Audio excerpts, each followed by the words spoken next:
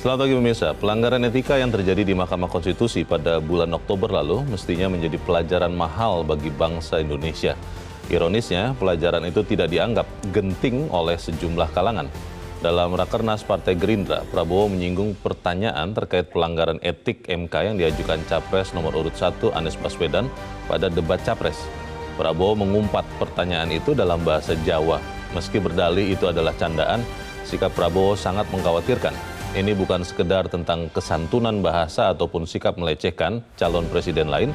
Paling krusial adalah tentang prinsip soal penegakan etika oleh lembaga dan pejabat negara. Pemirsa, inilah editorial Media Indonesia edisi hari ini Rabu 20 Desember 2023 dengan tema Petaka Meremehkan Etika bersama saya Leonard Samosir. Dan Anda semua para pemirsa juga bisa ikut menyatakan pendapat Anda nanti dengan menelepon nomor telepon 021 583 99 100. Dan pemirsa pagi ini telah hadir bersama saya, anggota Dewan Redaksi Media Group, Arief Suditomo. Mas Arief, selamat pagi. Pagi, Leo. Sehat-sehat, Mas? Alhamdulillah. Sehat semua ya, bukan hanya tubuh ya. Jiwa raga. Jiwa raga. Ini pertanyaan yang penting karena nanti kita akan bicarakan soal etika. Ya. Tapi sebelum kita bicarakan itu, Mas Arief dan pemirsa, kita lihat dulu beberapa berita yang diperhatikan media Indonesia. Yang pertama, ini adalah headline media Indonesia untuk hari ini. Anda bisa lihat di harian Anda, pemirsa. Tiada alasan lagi untuk tidak menahan Firly Bahuri. Ya. Ini kita mau berita ini mau mengarahkan polisi atau maksudnya bagaimana nih Mas Arief? Ya, Leo, keputusan Hakim Imelda Herawati kemarin, saya pikir itu merupakan sebuah penegasan terhadap apa yang sudah dilakukan oleh para penyidik di Polda Metro Jaya, ya, bahwa seluruh proses yang mereka tempuh, seluruh hal yang pada akhirnya mereka rumuskan, sampai pada akhirnya penyidikan ini sudah siap untuk menyerahkan berkas ke kejaksaan, itu adalah proses yang benar. Sehingga kalau misalnya sekarang kita lihat tentang tindak pidana yang dilakukan oleh atau dugaan tindak pidana yang dilakukan oleh Firly adalah tindakan pidana yang sangat serius yang pada akhirnya juga bisa memberikan kesempatan buat dia untuk melarikan diri atau mengulangi perbuatannya atau menghilangkan barang bukti. Itu merupakan salah satu hal yang harusnya dibaca oleh mereka juga sebagai sebuah hal yang harus ditindaklanjuti dengan penahanan. Jadi saya sangat setuju untuk pada akhirnya menyerukan agar tidak ada alasan lagi untuk tidak menahan Firly Bahuri. Tapi memang kita tidak mendengar penjelasan sih Mas Arief ya, dari penyidik kenapa tidak ditahan begitu kan? Dan itu memang kewenangan penyidik. Kalau kita tahu juga kan penahanan bisa juga dilakukan di tahapan setelah penyidikan ya. Kalau memang itu yang dipilih. Tapi makanya kita juga harus tahu pada dasarnya Firly ini dituduhkan melanggar pasal apa. Karena di situ kita bisa melihat ancaman dan proses penyidikan yang akan harusnya seperti apa. Baik. Ini memang harapan masyarakat dan kita percaya kepolisian dalam hal ini Polda Metro Jaya tahu yang terbaik untuk penegakan hukum. Kita tunggu nanti kelanjutan kasus ini seperti apa. Kita beralih dulu ke berita selanjutnya, pemirsa, masih dari halaman 1. Ini terkait dengan netralitas aparatur sipil negara. Lebih dari separuh penjabat kepala daerah dapat rapor merah. Rapor merah biasanya kalau tidak di remedial, Mas Arief, itu tinggal kelas atau harus keluar. Iya, harus diganti ya. Nah itu dia, kalau ini apakah kemudian artinya itu juga, lalu kenapa dapat rapor merah, Mas?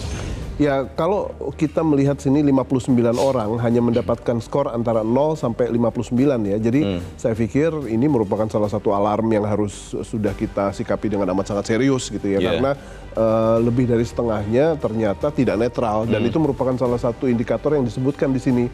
Bahkan sudah ada salah satu contoh misalnya pejabat Bupati Kampar Riau. Itu merupakan salah satu alasan di mana skor yang dia dapatkan rendah karena tidak netral. Dan saya yakin kalau misalnya dari 59 orang ini bisa kita tunjuk satu persatu, diumumkan kepada publik tentang apa yang mereka lakukan tentang imparsialitas atau tentang netralitas mereka, saya yakin ini merupakan sebuah pressure tersendiri buat presiden ya untuk segera menyikapi hal ini. Karena pemilu yang netral, pemilu yang baik merupakan salah satu pertaruhan yang sekarang menjadi cita-cita kita semua.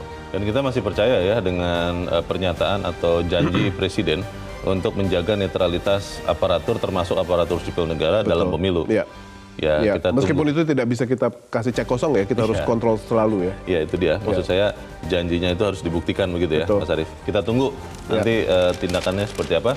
Kita ke halaman 2 pemirsa, terkait dengan akhir tahun, rangkaian libur Natal dan Tahun Baru, angkutan barang dibatasi mulai Jumat, berarti lusa ya? Betul. Ini kemudian dibatasi akan bisa mengamankan juga pasokan barang, terutama logistik sembako atau bagaimana nih Mas Arief? Ya, ini yang pada akhirnya harus disikapi dengan amat sangat proporsional, secara strategis. Kenapa? Karena pergerakan orang dan barang ini tidak bisa dipilih salah satunya, karena kalau salah-salah nanti akan ada kelangkaan di beberapa daerah akibat masalah distribusi logistik.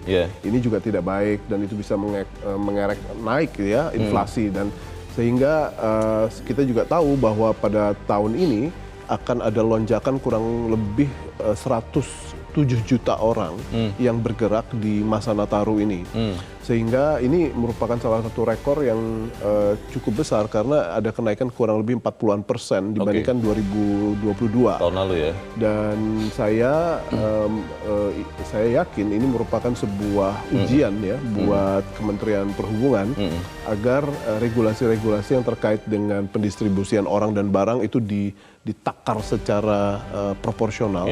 Karena apa artinya perjalanan orang atau pergerakan orang lancar tetapi ada kelangkaan berbagai macam komoditas di mana-mana.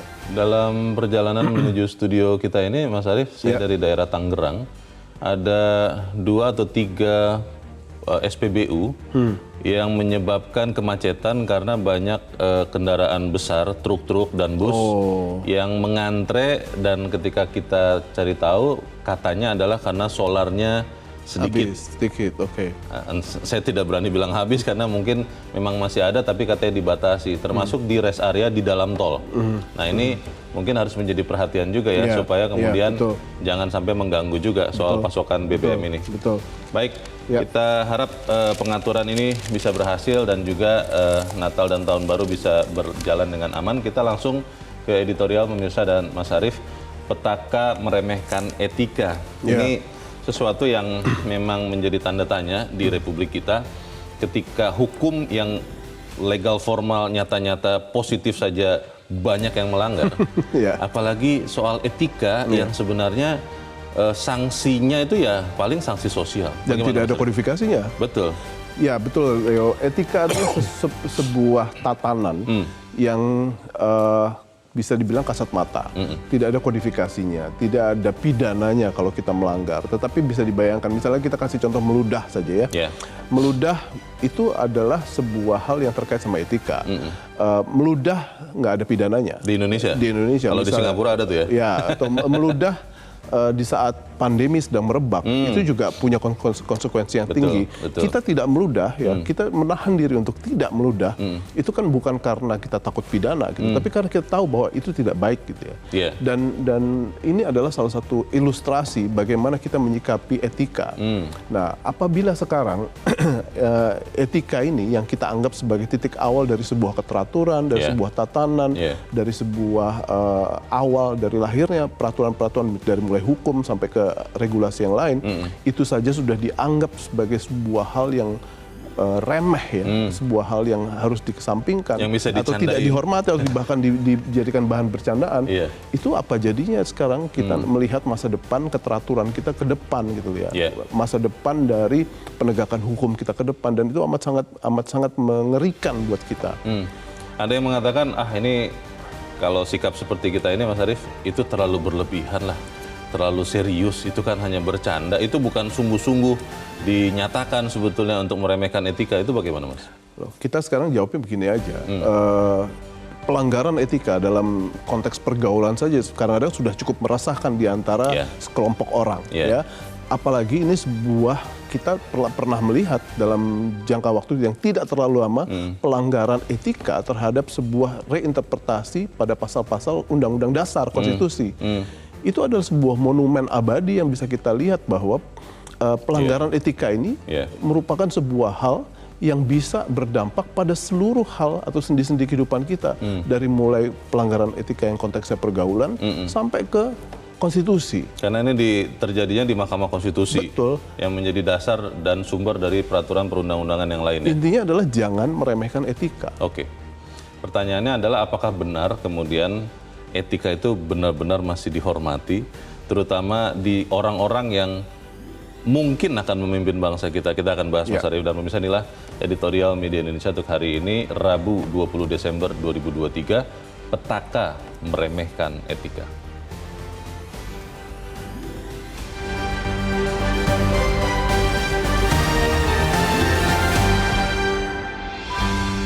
Petaka meremehkan etika.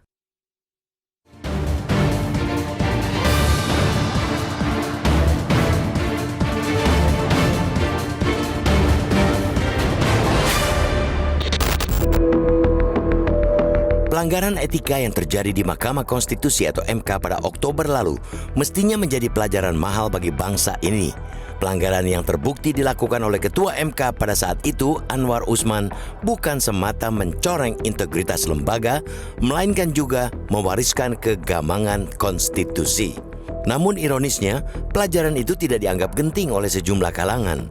Dalam Rakernas Partai Gerindra yang berlangsung Jumat 15 Desember 2023, Prabowo menyinggung soal pertanyaan terkait pelanggaran etik MK yang diajukan calon presiden nomor urut 1 Anies Baswedan dalam debat Capres pada 12 Desember lalu. Dalam Rakernas, Prabowo mengumpat pertanyaan itu dalam bahasa Jawa. Meski berdalih candaan di tengah keluarga besar Gerindra, sikap Prabowo sangat mengkhawatirkan. Ini bukan sekadar tentang kesantunan bahasa ataupun sikap melecehkan calon presiden lain. Paling krusial ialah tentang prinsip soal penegakan etika oleh lembaga dan pejabat negara. Alasan Prabowo bahwa hukum adalah yang terpenting ialah tanda bahwa ia tidak menganggap setara antara hukum dan etika. Padahal kebijaksanaan seorang pemimpin justru hanya bisa lahir jika menjunjung sama tinggi antara hukum dan etika. Meremehkan salah satunya akan melahirkan pemimpin permisif, koruptif, atau bahkan lebih buruk lagi, menjadi diktator. Maka tidak heran jika banyak yang mengingatkan agar para calon pemimpin tidak meremehkan soal etik. Mereka menekankan kedua hal itu, yakni hukum dan etika, sama penting agar menjadi pemimpin yang objektif. Sesungguhnya, posisi hukum dan etika yang sama penting bukanlah pemahaman sulit. Manusia memang telah mengenal etika sejak kecil, baik dari nilai-nilai agama maupun nilai budaya. Para guru besar, baik ilmu hukum maupun filsafat, menyatakan bahwa etika ialah sistem yang pertama-tama menghasilkan keteraturan sebelum adanya hukum. Sejarah pun menulis bahwa etika yang kemudian dikaji secara ilmiah dan dirumuskan itulah yang menjadi cikal bakal lahirnya hukum, kode etik, dan berbagai bentuk aturan lainnya. Bahkan begitu pentingnya konsep etika. Pada tahun 1996, Sidang Umum PBB merekomendasikan agar semua negara anggota membangun kode etik dan lembaga penegak kode etik di setiap lembaga publik mereka. Tidak heran pula jika di negara-negara maju, komisi-komisi etik menjadi bagian tidak terpisahkan dari lembaga-lembaga publik dan profesi. Sebab kode etiklah yang pertama-tama menjadi rambu ketika ketentuan hukum yang spesifik belum ada. Pelanggaran etik yang memang sudah jelas terbukti dan diputus oleh Mahkamah Kehormatan MK harus dipandang serius.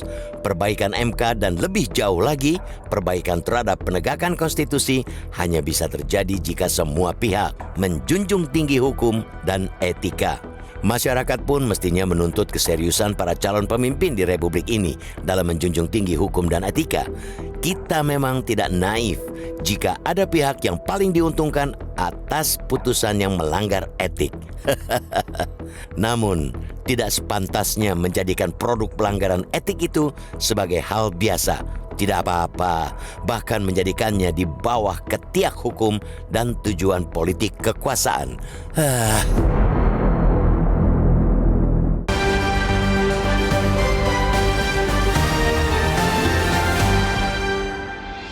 Di bagian berikut Anda bisa ikut menyatakan pendapat Anda, pemirsa. Untuk saat ini tetaplah bersama kami.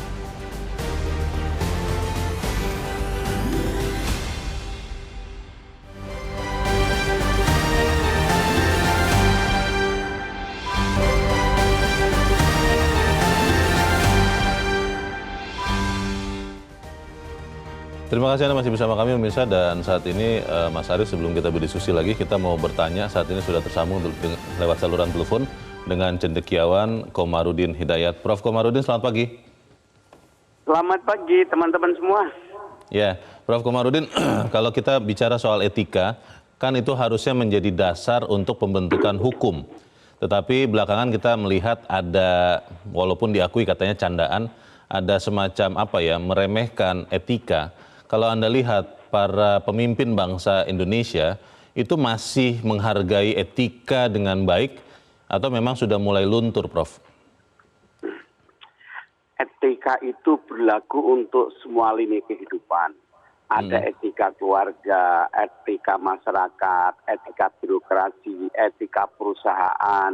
Dalam hubungan internasional, etika para diplomat itu sangat menjunjung tinggi, ya.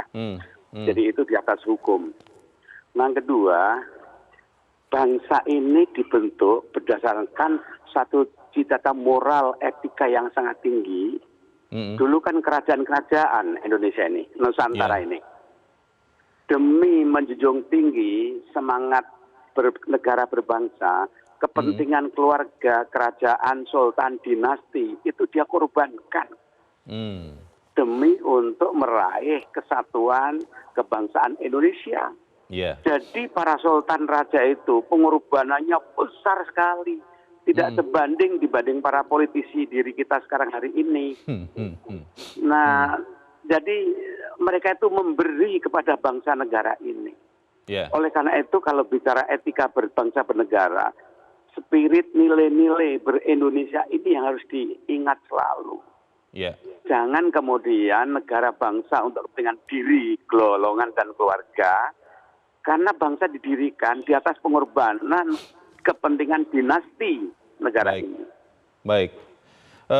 Prof. Komarudin, kalau kita ingat di bulan Oktober lalu ada putusan Majelis Kehormatan Mahkamah Konstitusi yang mengatakan putusan perkara 90 itu merupakan pelanggaran etik berat. Tetapi kita lihat di situ bahwa ternyata etik tidak sejalan dengan hukum karena apa yang diputuskan MK tetap berlaku.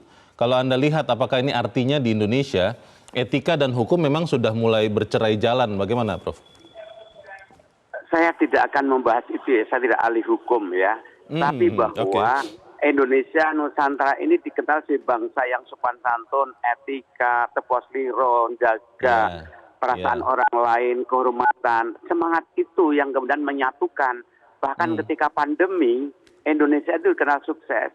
Karena semangat etika gotong royong itu kan di luar aturan hukum dan APBN.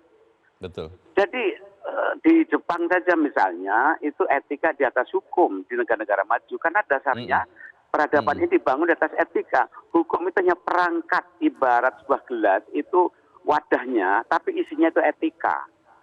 Perangkat formalnya namanya hukum.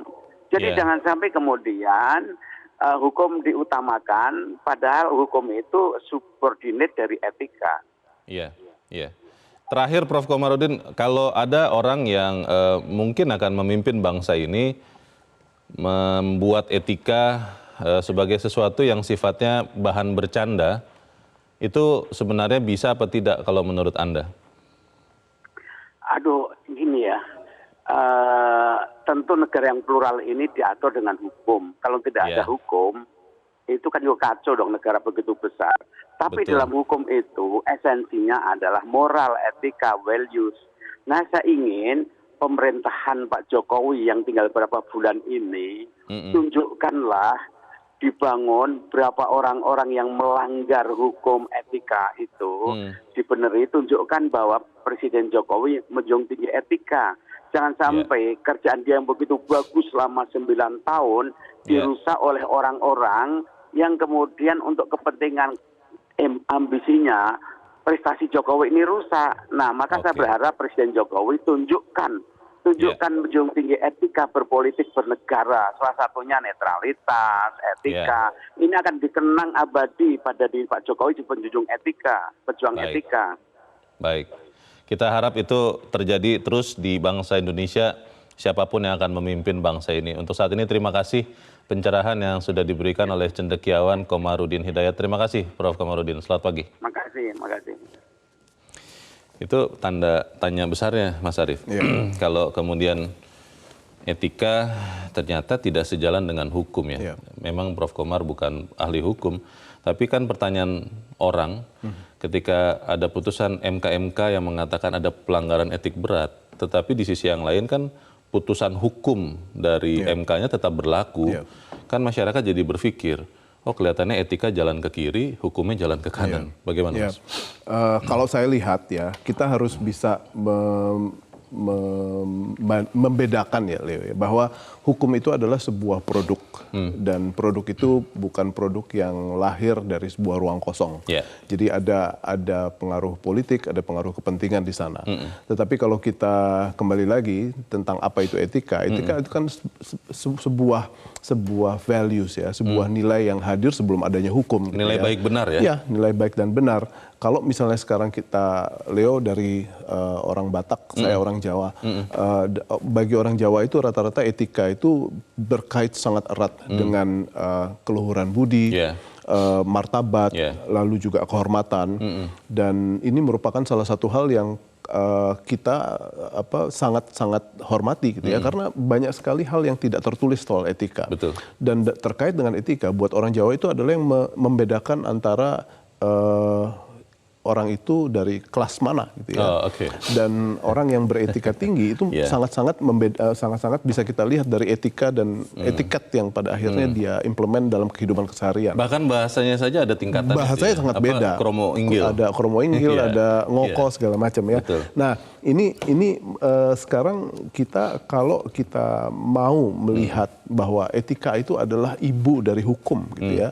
Kalau misalnya ibunya baik, terus anaknya tidak baik, itu kan seringkali kita melihat situasi seperti itu. Betul. Dan hukum itu kan memang hadir karena berbagai macam pengaruh ya, ada kepentingan-kepentingan dan kita lihat di sini adalah khususnya keputusan MK dan keputusan MK yang membuat tadi Leo bilang bercerai jalan gitu ya antara hukum dan etika. Itu memperlihatkan bahwa hukum itu adalah sebuah produk di mana campur tangan orang itu dan kepentingan-kepentingannya itu sangat syarat. Kalau kita lihat peristiwa yang membuat kita jadi membicarakan soal etika ini ya Mas Arief. Kan kemudian rame-rame dikatakan itu hanya bentuk keakraban antara kader katanya. Itu candaan yang biasa, itu bukan sesuatu yang serius. Bisa kita percaya tidak? Logika saya melihatnya seperti ini. Kalau dilihat dari paslon yang ada ya, Pak Ganjar, Pak Prabowo, dan Pak Anies. Kalau saya lihat dibandingkan dengan mereka gitu ya, Pak Ganjar bukan berasal dari keluarga ningrat gitu ya. Sementara Pak Anies dari kelompok akademisi atau cendekiawan. Sementara kalau saya lihat Pak Prabowo adalah lahir dari sebuah keluarga yang sangat-sangat terpandang. Saya bisa bilang bahwa kakeknya, pamannya, dan itu merupakan sebuah ekspektasi dari kita bahwa keluarga Pak Prabowo harusnya bisa benar-benar memahami apa itu etika. Dan pendidikannya tinggi pendidikan tinggi, keluarga yang sangat terpandang. Dan ini merupakan salah satu ekspektasi di mana waktu misalnya Pak Prabowo mengekspresikan dengan bahasa yang bukan bahasa ningrat gitu ya. Itu saya merasa bahwa pasti ada sesuatu yang dia ingin ekspresikan secara negatif terhadap etik itu ya. Nah, apa yang pada akhirnya kita harus buktikan itu kita harus pulangkan kepada Pak Prabowo, tetapi fakta bahwa dia mengekspresikan endasmu di sebuah forum yang terbuka dan itu terkait sama sebuah konsep ya, konsep yang seharusnya bisa dijunjung tinggi oleh seorang pemimpin dan calon pemimpin kita semua, harusnya dia bisa lebih mengendalikan diri. Karena sejauh ini tidak salah kalau kita punya ekspektasi lebih terhadap calon pemimpin kita. Ada yang akhirnya mengartikan yang dikatakan candaan itu, Mas Arief, memang adalah gambaran nyata dari bagaimana bangsa ini melihat etika. Teman saya ini mengatakan Ya wajar lah Leo, karena kan kita sekarang melihat korupsi ada di mana-mana. Itu kan soal etika yang tidak pernah lagi dihormati. Kita melihat ada yang terakhir di MK itu jelas-jelas sudah dinyatakan pelanggaran etik tapi tetap saja dibela. Nah artinya bahwa memang bangsa Indonesia ini sudah tidak lagi menghormati etika. Saya agak bingung mendengar teman saya ini, tapi itu fakta. Nah pertanyaannya Mas Arief, di Indonesia lebih banyak yang masih menghormati etika atau yang memang lebih banyak yang sudah etika itu apa ya? Itu hanya ada di museum saja begitu. Bagaimana Mas? Ya saya tidak mau menggeneralisir dan saya tidak mau pesimis. Pertama saya masih yakin bahwa bangsa ini bisa mencapai titik hari ini itu karena dukungan etika. Can you imagine Leo, bisa dibayangkan nggak kalau misalnya segala tatanan kita semua digunakan bukan dengan etika juga, tidak melibatkan etika, semua dilakukan dengan hukum, semua ada pidananya, semua ada sanksinya. Itu adalah sebuah hal yang tidak mungkin bisa kita lakukan. Penjara penuh lagi. Penjara penuh, bagaimana kita menjalani kehidupan kita juga dengan amat sangat kaku akhirnya. Dan bagaimana sekarang kita harus melihat bahwa etika itu sangat penting, etika itu harus menjadi standar moral yang integrated yang menyatu dengan diri kita, apalagi menyatu dengan para pemimpin kita. Itu menjadi salah satu hal yang harus kita tempatkan sangat tinggi untuk kita jadikan sebuah sandaran bahwa mereka bukan saja orang-orang yang memahami dan menaati hukum dan menghormati hukum, tapi juga mereka punya standar moral dan standar etika yang tinggi. Tanpa itu semua, bagaimana mereka akan mencoba untuk, karena gini, hukum di Indonesia kan bisa dibuat, atau undang-undang di Indonesia bisa dibuat oleh pemerintah dan parlemen atau gabungan antara keduanya. Kalau sekarang kita punya kepala pemerintahan atau kepala negara yang tidak memiliki konsep penghormatan yang cukup terhadap etika, apa yang terjadi? Bahaya ya, bahaya sekali. Kalau kita melihat yang terjadi belakangan ini ya, tadi berita pertama saya jadi teringat lagi. Walaupun memang kita harus menjunjung asas praduga tak bersalah, tapi ketika seorang ketua KPK nonaktif diduga melakukan sesuatu yang benar-benar melanggar etika itu ya, bukan hanya hukum tapi etika juga. Artinya, apakah memang suara kita ini Mas Arief di sini yang menyuarakan penghormatan etika itu sama seperti suara seorang nabi yang berteriak di padang pasir, tidak ada yang mendengar. Ini sesuatu yang mungkin jangan-jangan jadi sia-sia karena ternyata bangsa Indonesia, terutama para pemimpinnya, oknum pemimpinnya, sudah tidak menghormati etika. Untuk itulah, kenapa kita berdua ada di sini, kenapa kita berdua menyuarakan hal ini, meneriakan hal ini, bahwa apa jadinya kita tanpa etika. Apa jadinya bangsa ini kita tanpa etika. Karena kita tidak bisa menjalani kehidupan kita hanya menyandarkan semata-mata hanya pada hukum. Kita harus perlu etika. Beragam hal tidak diatur di dalam kitab undang-undang, baik pidana maupun perdata, tetapi ada di etika. Dan masyarakat bisa bergulir, bisa pada akhirnya bisa berjalan dengan etika itu sendiri. Sehingga kalau misalnya ada seorang pemimpin atau ada sekelompok orang yang mengabaikan etika dan bisa menginjak-injak etika, menaruhnya kepada tempat yang amat sangat rendah, saya pikir itu merupakan salah satu catatan buat kita semua agar itu merupakan sebuah fenomena yang harus kita hindari.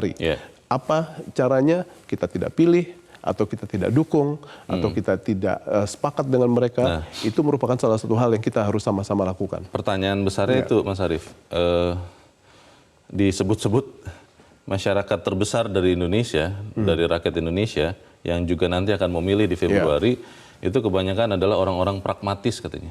Yang mereka pikirkan, yang mereka pedulikan, yang mereka jadikan pertimbangan adalah apa yang mereka terima sekarang. Soal etika itu, itu urusan akademisi lah, urusan scholar lah. Kita tidak terlalu peduli. Nah, apa benar demikian? Kita akan bahas di bagian berikut. Pemirsa tetap bersama kami, Editorial Media Indonesia. Segera kembali.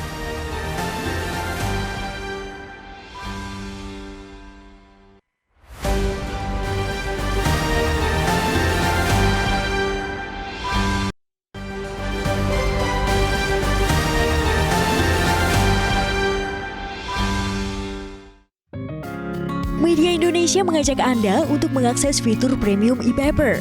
Dengan sajian konten berbasis intelektual dan meneguhkan kebangsaan, Media Indonesia tampil dengan lebih dinamis melalui e-paper Media Indonesia yang dapat Anda akses kapan saja, di mana saja.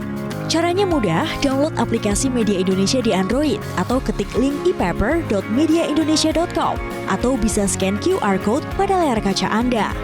Klik tab e-paper di bagian samping layar tablet Anda, daftarkan data diri, serta pilih paket berlangganan e-paper Media Indonesia sesuai dengan kebutuhan Anda. Nikmati juga bonus spesial tambahan 4 halaman rubrik fokus setiap hari. Semua bisa Anda dapatkan hanya di e-paper Media Indonesia. Untuk informasi lebih lanjut, hubungi customer service di nomor 0811 1201 2018 atau kunjungi media sosial @mediaindonesia. Media Indonesia, referensi bangsa. Terima kasih Anda masih bersama kami pemirsa dalam editorial Media Indonesia, dan sekarang waktunya kita dulu Mas Arief untuk mendengarkan pendapat dari pemirsa Metro TV. Kita sudah terhubung dengan pemirsa Metro TV di Banjarmasin, Kalimantan Selatan, ada Pak Tasrik Usman. Pak Tasrik, selamat pagi. Selamat pagi Mas Leo, selamat pagi Bang Arief Suditomo. Selamat pagi Pak Tasrik. Silakan Pak, pendapat Anda Pak. Baik, Bang Arief, negara kita adalah negara hukum ya. Tetapi harus perlu kita ingat bahwa di atas hukum ada yang namanya etika.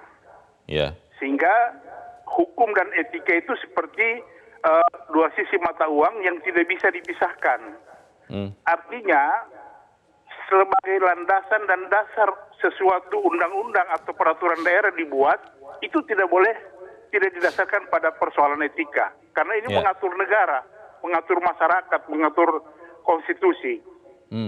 Saya memperhatikan akhir-akhir ini persoalan etika ini sudah mulai luntur, bahkan sudah disalahgunakan hanya untuk kepentingan tertentu, tapi rela untuk melanggar etika dan bahkan merasuk kepada persoalan hukum. Misalnya kita sangat miris juga ini ada dua ketua Mahkamah Konstitusi, kemudian KPK, lembaga yang kita sangat hormati dan sakral, keduanya ini melanggar etik.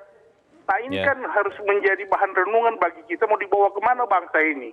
Kemudian yang kedua, persoalan etika itu harus ditunjukkan atau menjadi contoh itu mulai dari presiden sampai ke pemimpin-pemimpin kita. Tunjukkan bahwa kita bernegara ini ada etika. Contoh, misalnya ada seseorang warga negara yang baru 2 hari masuk anggota partai, kemudian sekarang jadi ketua umum partai. Bahkan iklannya pun itu oleh presiden langsung menjadi iklan di beberapa televisi menjadi iklan. Itu kan pelajaran yang melanggar etik dan ADRT partai. Dan ini sangat merusak demokrasi kita. Dan yang terakhir, saya berharap kebetulan sekarang ini capres-cawapres lagi sementara disoroti, diperhatikan oleh publik, tolong baik capres maupun cawapres dalam bertutur kata itu harus dijaga, harus ada pengendalian diri supaya tidak melanggar etik. Karena ketika melanggar etik itu simpati masyarakat akan berkurang kepada calon yang bersangkutan. Terima kasih. Baik. Terima kasih Pak Tasrik Usman di Banjarmasin, Kalimantan Selatan. Selamat pagi Pak. Di belakang Pak Tasrik ada Pak Amrozi di Magelang, Jawa Tengah. Pak Amrozi, selamat pagi. Selamat pagi Bang Leo, selamat pagi Metro TV. Selamat pagi Pak Amrozi, silakan Pak.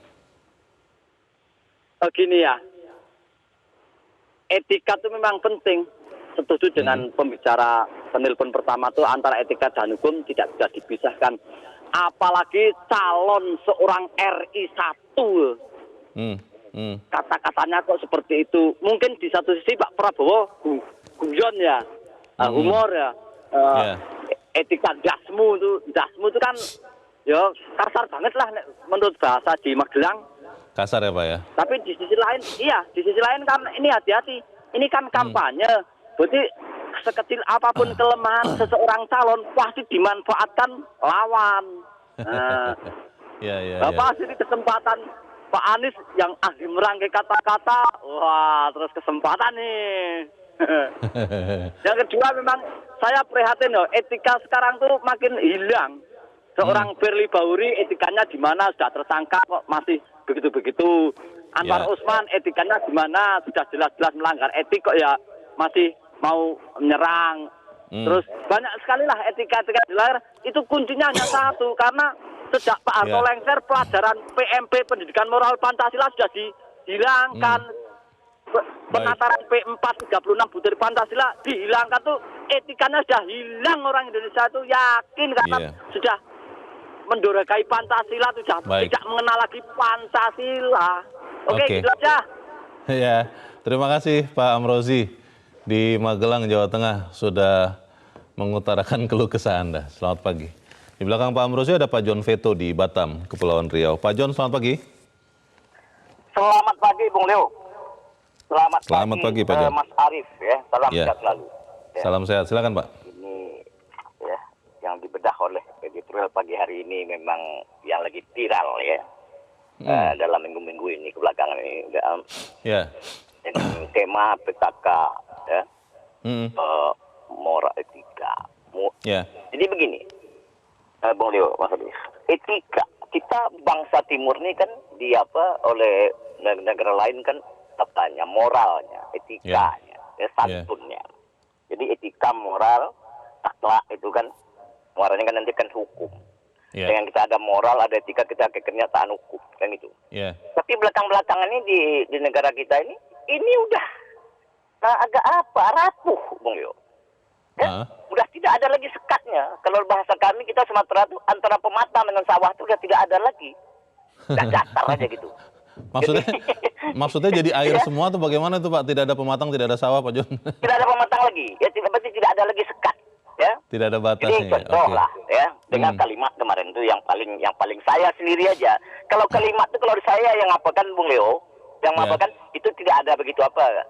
Kalau Bung Leo dengan Mas Ari mungkin ada agak ribut mungkin se Indonesia ya mengadakan masakan Mak. Tapi kalau John Peto mungkin tidak begitu. Apalagi seorang calon pemimpin kita mengadakan itu. Iya. Ini kan sangat berbahaya. Ada apa di bangsa kita ini? Iya. Yang kita asal-abang ngomong orang Timur, contoh lah, daerah orang Timur nih. Orang Timur dari kecil, orang Indonesia nih, kalau dikasih duit anak kecil aja, dia nerima uangnya dengan tangan kanan. Ya. Kalau tangan kiri, udah mulai dapatkan orang tua. Tak boleh, ini tangan Ada tidak salah bagus, etika dengan di tangan situ, kanan. ya. Jadi Ya. dari kecil kita diapakan? Masa kan di ujung-ujungnya, ya, yang kita bilang ini tokoh bangsa malah mempertontonkan ke kita dengan tidak ada etika. Baik. Nah, jadi gitu. Itu Ya. aja, makasih banyak ya. Assalamualaikum Baik, terima warahmatullahi kasih. wabarakatuh. Waalaikumsalam warahmatullahi wabarakatuh. Terima kasih Pak John di Batam, Kepulauan Riau. Selamat pagi Pak. Para pemirsa mempertanyakan tadi Pak Amrozi ya, mengatakan katanya pendidikan moral Pancasila itu satu mata pelajaran. Mas Arief mungkin terima juga. Saya masih Saya juga mendapatkan, masih. ya. Dan sekarang katanya sudah tidak ada, walaupun kalau saya cek ada namanya lain. Ada, Kewarganegaraan, ya. Betul. Nah pertanyaannya adalah ketika kita bicara etika, itu kan nilai baik dan salah, benar atau tidak benar. Pantas atau tidak pantas ya. Betul.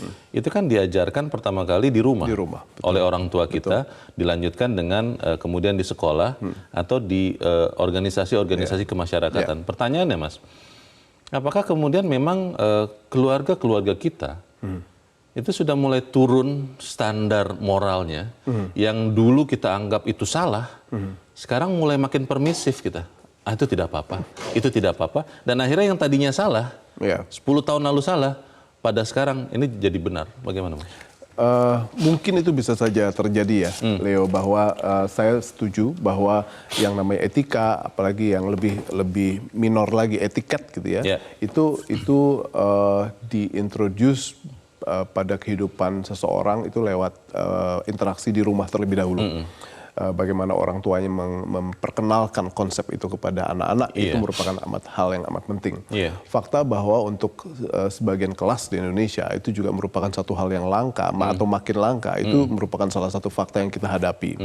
Jadi mereka menjawabnya dengan pendidikan, gitu ya. Padahal pendidikan itu bukan atau tidak serta-merta sama dengan etika. Gitu Awalnya harus dari rumah. Awalnya dari rumah. Misalnya sesimpel ini, saya memberikan barang kepada Leo menggunakan tangan kiri gitu.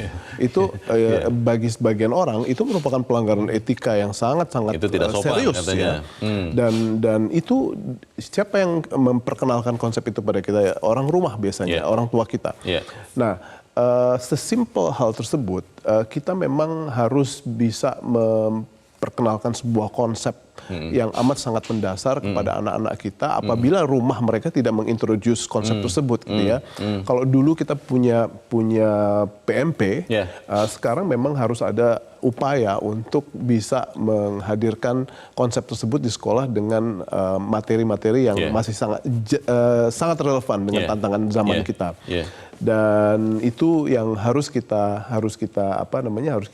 implement karena bukan hanya sebagai bagian dari SKS tapi juga harus budi pekerti itu harus menjadi bagian dari apa yang guru bisa berikan kepada anak-anak. Di saat anak-anak itu tidak melihat bahwa gurunya melakukan implementasi etika atau sopan santun yang baik, ya ini juga merupakan salah satu krisis. Dan kalau misalnya kita sekarang lihat apakah Indonesia sudah luntur hal tersebut, saya yakin masih banyak sekali orang yang memegang teguh etika tersebut karena setiap daerah, setiap kearifan lokal itu pasti memiliki turunan etikanya masing-masing.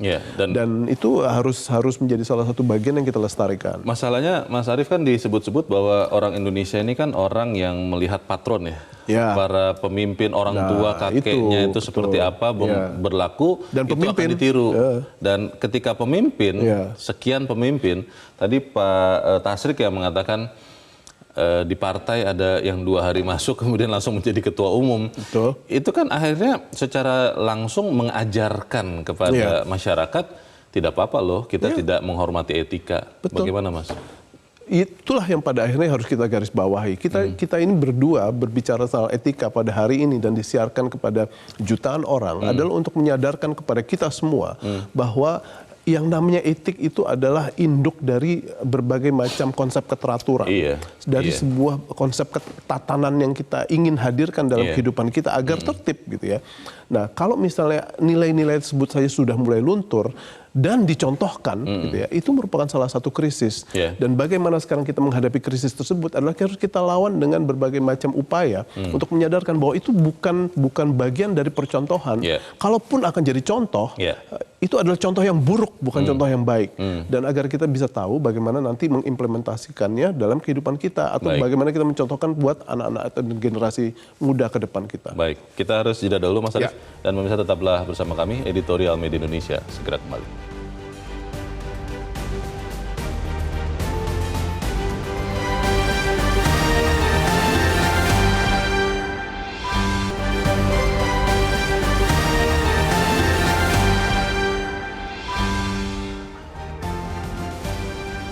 Terima kasih Anda masih bersama kami. Kita di bagian akhir dari diskusi kita pagi ini. Mas Arief, ada ujaran jangan sekali-sekali melupakan sejarah. Dan etika itu juga sesuatu yang diajarkan turun-temurun. Bagaimana kita memastikan bahwa rakyat yang paling banyak itu masih tetap menghormati etika dan benar-benar memilih untuk dipimpin oleh orang yang juga menghormati etika. Leo, saya percaya bahwa orang Indonesia dengan berbagai macam nilai ketimuran yang kita percayai dan kita hormati, kita masih menjunjung tinggi etika sebaik-baiknya. Siapa? Kita bisa bilang seorang preman gitu ya, yang kita anggap tidak kenal konsep etiket atau etika. Coba sekarang kita ganggu anak perempuannya, atau kita kasih barang pakai tangan kiri, atau kita tunjuk-tunjuk dia di depan umum.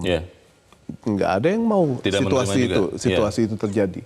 Apakah kita bicara kita tunjuk-tunjuk muka orang di depan umum itu merupakan sebuah aksi pidana? Bukan. Itu merupakan salah satu contoh bahwa di dalam diri kita masih ada sebuah konsep yang pada akhirnya ingin kita implement baik kepada orang lain maupun orang lain kepada kita. Sehingga saya tidak akan pesimis bahwa yang namanya etika itu akan luntur. Yang namanya etika itu akan tertutup sedikit oleh kepentingan, tetapi luntur tidak. Dan ini yang pada akhirnya akan menjadi bagian dari semangat kita untuk selalu menegakkan etika di hadapan atau di berbagai macam platform, di berbagai macam kesempatan. Dan ini yang pada akhirnya menjadi kesempatan kita juga kepada semua orang untuk bilang bahwa saat kita sudah mulai melakukan pelanggaran etika, pelanggaran yang lain akan ikut. Dan ini yang pada dasarnya menjadi sebuah alarm buat kita semua agar jangan main-main sama etika. Putusan MK yang mengatakan ada pelanggaran etik berat, tapi putusan MK itu tetap berlaku. Akhirnya kan menjadi masalah untuk bangsa ini. Kira-kira solusi ke depannya seperti apa? kita harus jadikan itu sebagai sebuah monumen. Ya, keputusan MK 90 yang akhirnya berlaku meskipun itu dianggap oleh keputusan MK sebagai pelanggaran etik berat. Itu sebuah monumen yang memperlihatkan kepada kita bahwa yang namanya etika atau pelanggaran etika berat itu tetap bisa akan memiliki dampak yang buruk karena hukum itu tidak steril. Baik. Dan hukum itu bergerak berdasarkan kepentingan, bisa kepentingan politik dan lain-lain. Dan ini yang pada akhirnya MK 90 adalah monumen buat kita bahwa yang namanya konstitusi pernah pernah diganggu oleh sebuah pelanggaran etika. Baik, kita harap kita semua sama-sama menghormati etika. Mas Arief Suditomo, terima kasih sudah hadir di tempat ini. Selamat pagi, Mas. Pagi, Leo. Pemirsa, masyarakat, Anda dan saya harusnya menuntut keseriusan para calon pemimpin Republik ini dalam menjunjung tinggi hukum dan etika. Kita memang tidak naif jika ada pihak yang diuntungkan atas putusan yang melanggar etik. Namun tidak sepantas yang menjadikan produk pelanggaran etik itu sebagai hal biasa, tidak apa-apa, bahkan menjadikannya di bawah ketiak hukum dan tujuan politik kekuasaan. Saya Leonard Samosi berterima kasih Anda sudah menyimak editorial Media Indonesia untuk pagi ini. Terus jaga kesehatan Anda, terus jaga nurani Anda. Selamat pagi, sampai jumpa.